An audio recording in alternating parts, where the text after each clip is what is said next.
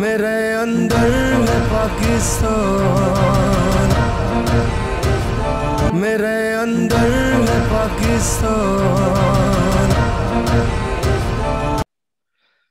بسم اللہ الرحمن الرحیم۔ السلام علیکم ناظرین، آپ دیکھ رہے ہیں یوٹیوب چینل میرے اندر پاکستان، اور آج میرے اندر پاکستان میں پہلی دفعہ محمد اظہر صدیق صاحب ممتاز قانون دان ہمارے ساتھ موجود ہیں، لاہور سے جوائن کر رہے ہیں۔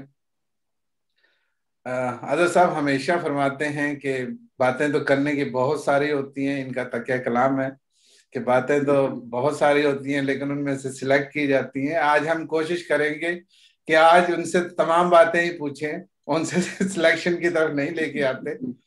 تو اظہر صدیق صاحب، جیسا کہ سیاسی صورتحال پہ آپ کی بہت سارے ویڈیوز ہم دیکھتے رہتے ہیں اور بہت سارے معاملات ہیں، آج ہم فرداً فرد تھوڑا سب چیزوں کو ڈسکس کریں گے۔ سب سے پہلے تو پی ڈی ایم کے حوالے سے بتائیے گا، جیسا کہ آپ نے لاسٹ ویڈیوز میں بھی کہا تھا کہ چونکہ انفرادی سطح پہ تمام جماعتیں اسٹیبلشمنٹ کے ساتھ کہیں نہ کہیں کنیکٹڈ ہیں، اور چیزیں اس طریقے سے جو ہے ہر پارٹی اپنی سطح پہ کچھ نہ کچھ فائدہ اٹھا رہی ہے اور وہ بظاہر سامنے بھی نہیں آتی۔ تو آج کی صورتحال کے بعد جب پی ڈی ایم اس حالات کو پہنچ چکی ہے اور اے این پی آلریڈی اناؤنس کر چکی ہے کہ وہ اس پی ڈی ایم کا حصہ نہیں ہے، اور پیپلز پارٹی بھی کسی حد تک یہی فیصلہ کر چکی ہے، تو اس سارے سینیریو میں پی ڈی ایم کا کیا مستقبل دیکھتے ہیں، اور اس کے حوالے سے ذرا میرے قارئین کو اور ناظرین کو جو آگاہ کیجیے گا۔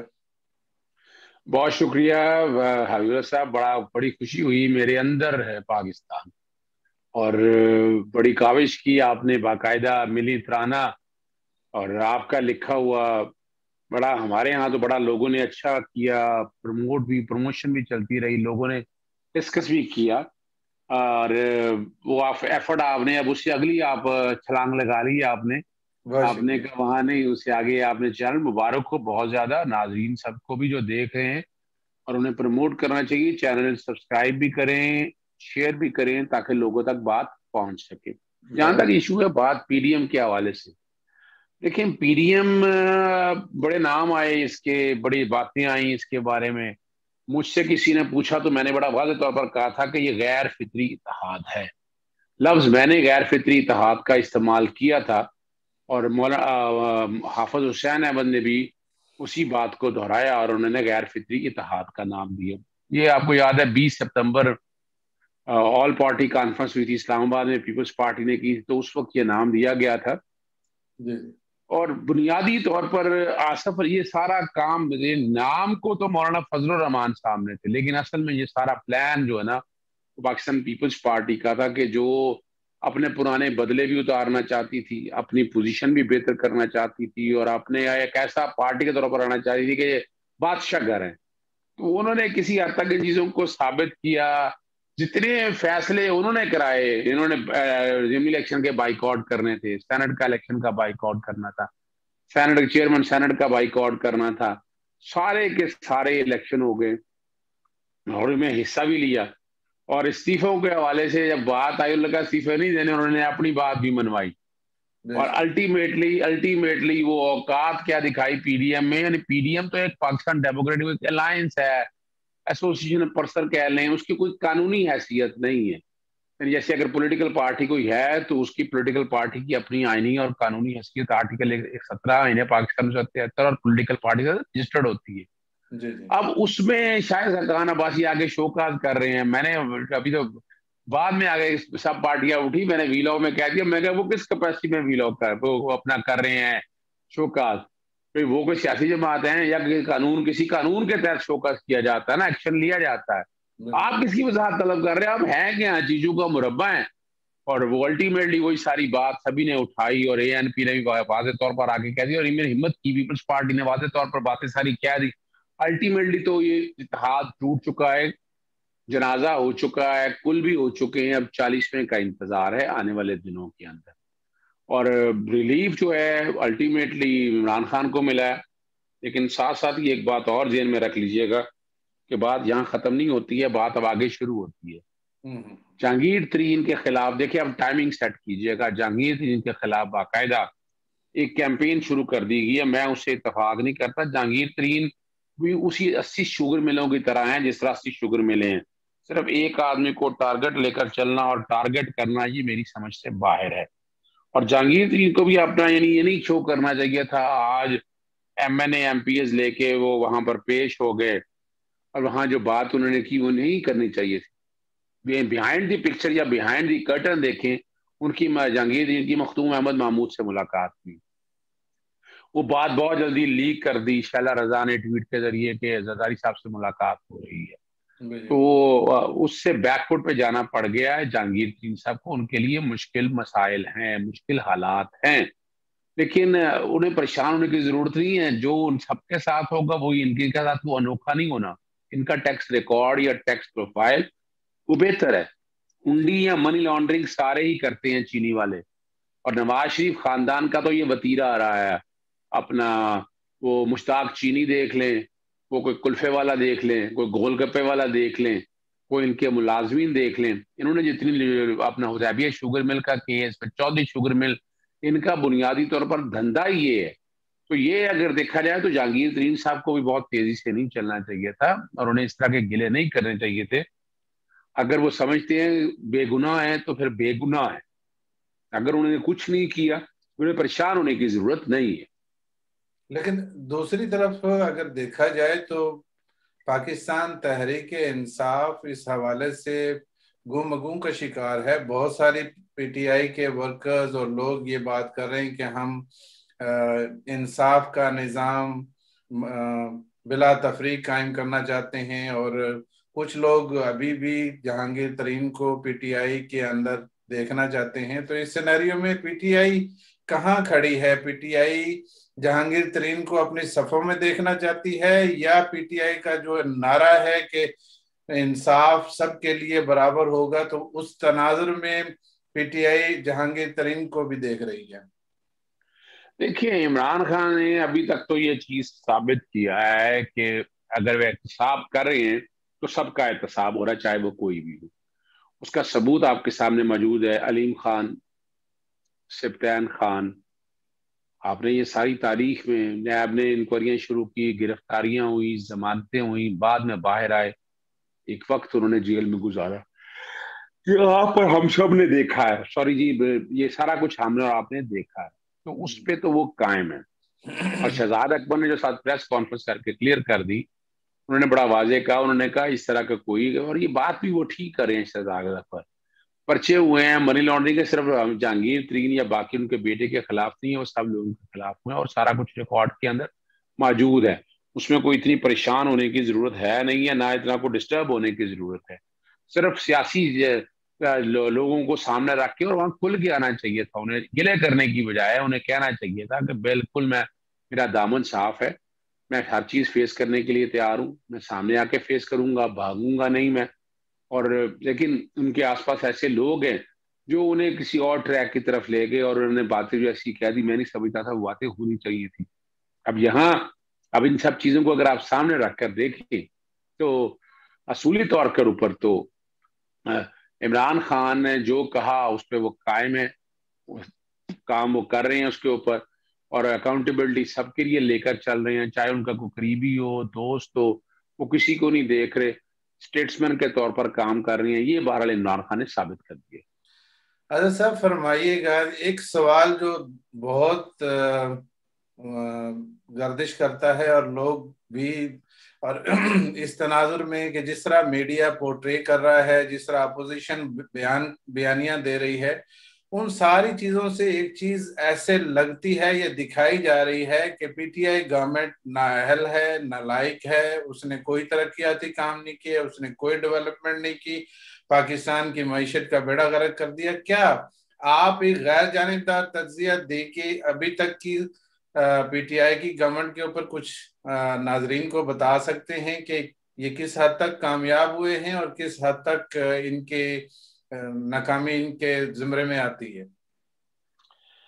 دیکھیں، ایک بات میں عرض کرتا چلوں آپ کے سامنے، اگر حالات اور واقعہ سامنے رکھ کے دیکھیں جہاں تک مہنگائی اور باقی چیزوں کا حال ہے وہ تو میں نے لاہور ہائی کورٹ میں ایک پٹیشن دائر کی ہے 2010 سے آج ہم 2021 میں ہیں، 3 ادوار اس نے حکومتوں کے دیکھ لیے، وہ کوئی کنٹرول نہیں کر سکا۔ ایک دفعہ بڑھی ہے تو قابو نہیں آئی، پیٹرول کی قیمتوں کے ساتھ اٹیچ ہوتی تھی، اب یہ انٹرنیشنل فنومنا کر دیا کہ آپ نے فری مارکیٹ کر دی، جس کا دل چاہے جو مرضی کرے۔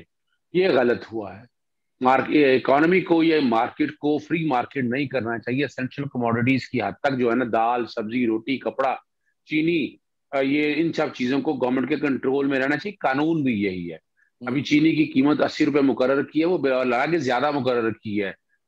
جو انہوں نے ڈکلیئر کی ہے وہ 70 روپے یا تقریباً 68 روپے پچھلے سالوں میں تھی، پچھلے سال میں 70 روپے تھی جو کاسٹ آ رہی تھی۔ اب اس میں آپ مارجن بھی لگا لیں تو 80 روپے جو ہے آپ نے ایکس مل پرائز دے دیے، اور خود آپ نے جو شوگر ملوں نے قیمتیں ڈکلیئر کی ہیں وہ ریکارڈ کی چیزیں ہیں۔ اب ان سب چیزوں کو اکٹھا کر کے اگر آپ دیکھ لیں تو آپ سمجھ سکتے ہیں کہ چیزیں ساری کلیئر ہیں، اور یہ ان کے بس میں نہیں ہے۔ یعنی مثال کے طور پر 18ویں ترمیم کے بعد تو سارا معاملہ جو ہے وہ آ گیا ہے صوبوں کے پاس، وفاق کے پاس رہ کے آ گیا ہے۔ مہنگائی کنٹرول صوبوں نے کرنی ہے، قیمتیں کنٹرول صوبوں نے کرنی ہے۔ ہاں بجلی کی قیمتیں، پیٹرول کی قیمتیں، یہ وفاق کے پاس آج بھی موجود ہے، لیکن وقت کے ساتھ ساتھ اب پیٹرول کی قیمتوں میں مجھے یاد ہے نواز شریف کے دور میں تقریباً 50 سے 60% تک تو سیلز ٹیکس لگا کرتا تھا، 50 سے جو 17% سیل ٹیکس، بالکل وہ میں نے چیلنج کیا، اس گورنمنٹ نے آ کر اس کو سلیش کر کے وہ واپس تو لے آئی۔ پھر اگر آپ دیکھیں 166 پہ ڈالر چلا گیا، آج ڈالر غالباً 152 پہ یا 153 پہ یا اس کے قریب ترین پھر رہا ہے، تو ڈالر نیچے بھی آیا۔ وہ جو بول اکانومی بنائی ہوئی تھی، ساکھدار نے دبا کے رکھا ہوا تھا، چیزوں کو پکڑ کے کوشش کر رہے تھے، اس سے ڈالر تو کنٹرول ہو رہا تھا لیکن ملک کی معیشت تباہ ہو رہی تھی۔ پھر کرنٹ خسارہ بہت بڑا ہوا تھا، امپورٹ اور ایکسپورٹ میں ڈسپیرٹی تھی آپ کی۔ تو یہ آگے جہاں ان کی مشکلات تو بہت زیادہ ہیں، دلی طور پر کوشش بھی کر رہے ہیں، اور میرا خیال ہے انہیں اور مزید کوشش کرنی پڑنی ہے جس سے چیزیں بہتری کی طرف جائیں۔ لیکن ایک چیز بڑی حیران کن ہے اظہر صاحب کہ ہمیشہ حکومتیں اپنا لوہا منواتی ہیں، اپنا کردار ادا کرتی ہیں، لیکن یہاں بدقسمتی سے حالات ایسے نظر آ رہے ہیں کہ جتنے مافیاز ہیں، شوگر مافیا ہے، پیٹرول مافیا ہے، وہ ہمیشہ حکومت کو بلیک میل کر رہے ہوتے ہیں۔ ہم دیکھ رہے ہوتے ہیں کہ جیسے حکومت بالکل ہی بے بس ہے ان کے سامنے، کچھ ایسا نہیں کر پا رہی۔ یہ ایسا کب تک چلے گا، اور یہ کس طریقے سے تبدیل ہوگا کہ حکومت امپاور ہو ان چیزوں کو ان پہ لیگل ایکشن لینے کے لیے، اور بجائے بلیک میل ہونے کے اس پہ کوئی سلوشن نکالے اس کا؟ دیکھیں حبیب صاحب، بنیادی طور پر وجہ یہ سارا جو کچھ بھی اگر کرنا ہے یا دیکھنا ہے نا، سارا مافیاز چونکہ پچھلے ادوار میں یہ گند اتنا پڑ گیا ہے۔ مثال کے طور پر نواز شریف جب آیا شروع میں وزیر خزانہ بنا، پھر جب وہ وزیر اعلیٰ بنا تو اس نے پولیس میں بھرتیاں شروع کر دی، اس نے ایف آئی اے بھرتیاں شروع کر دی، اس نے ایل ڈی اے بھرتیاں شروع کر دی، بیوروکریسی میں بندے اپنے لے کے آیا۔ اسی طرح فوج کے اندر بھی کوشش کی اپنے بندے اپوائنٹ کرنے کی۔ یہ تو تاریخ چلی آ رہی ہے ان کی، اور انہوں نے مافیاز ہر جگہ ڈیولپ کیے، پالے پوسے، فیڈ کیا ان کو، اور ان کو پروان چڑھایا۔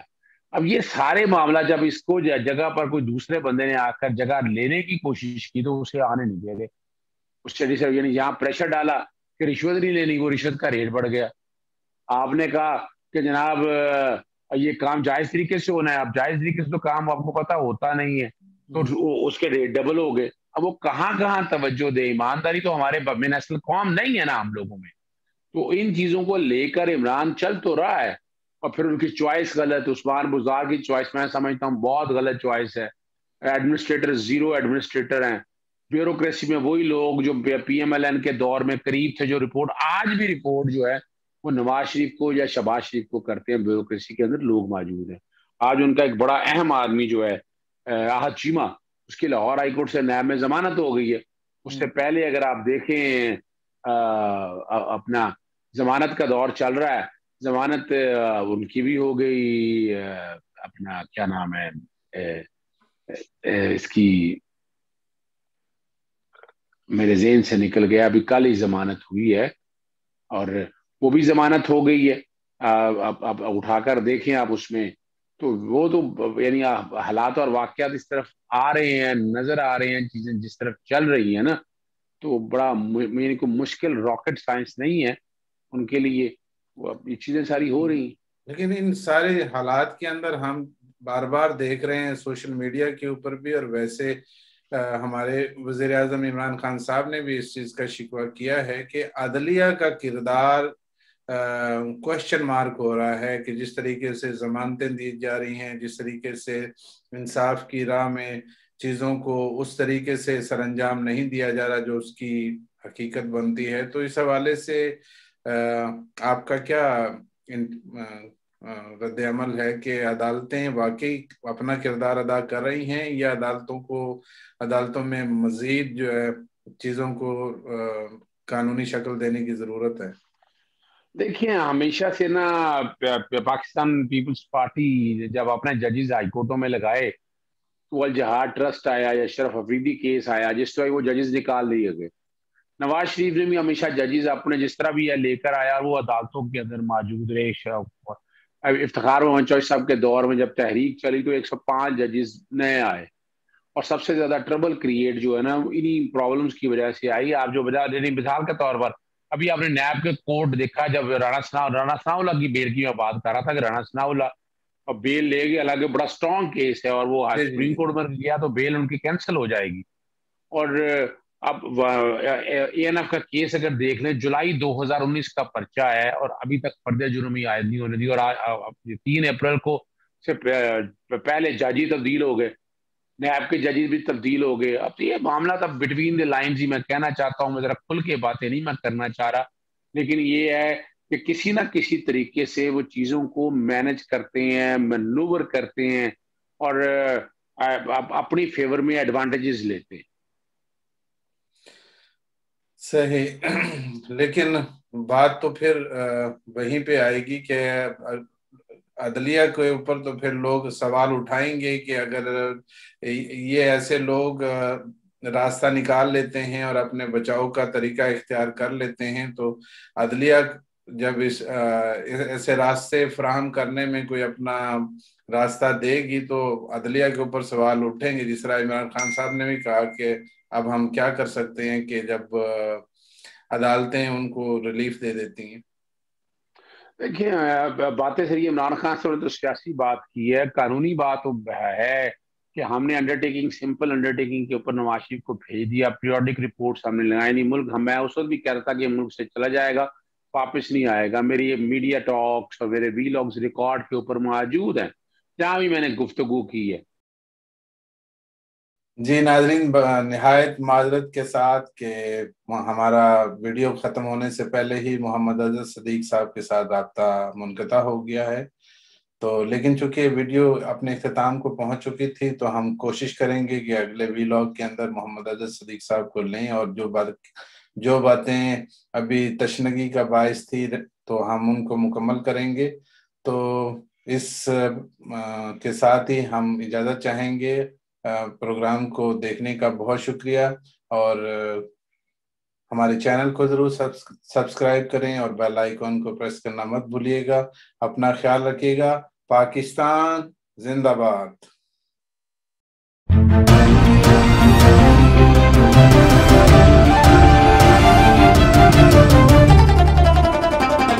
میرے اندر ہے پاکستان، میرے اندر ہے پاکستان، میرے اندر ہے پاکستان۔